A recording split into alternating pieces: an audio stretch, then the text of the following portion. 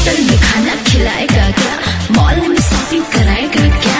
देख मैं कितनी सुंदर हूँ। चल हट, तू इतनी सुंदर है तो मैं क्या करूँ, तू इतनी सुंदर है तो मैं क्या करूँ, अरे क्या करूँ क्या करूँ क्या करूँ, तू इतनी सुंदर है तो मैं क्या करूँ।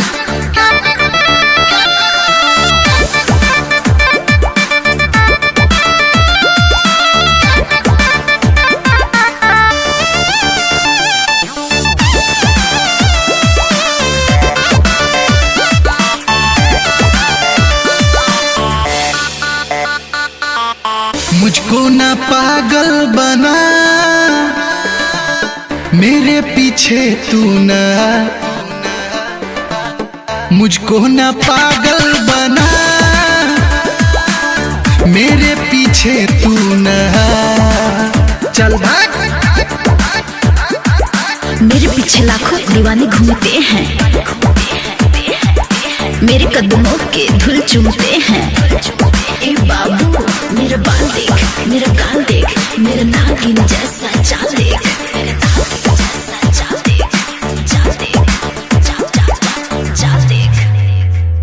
तू इतनी सुंदर है तो मैं क्या करूं, तू इतनी सुंदर है तो मैं क्या करूं, अरे क्या करूं क्या करूं क्या करूं, तू इतनी सुंदर है तो मैं क्या करूं।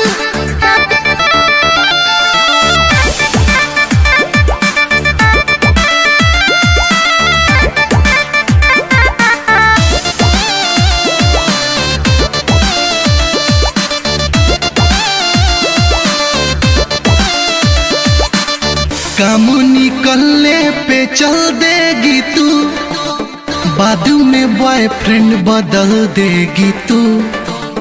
काम निकलने पे चल देगी तू, बाद में बॉयफ्रेंड बदल देगी तू। चल भाग।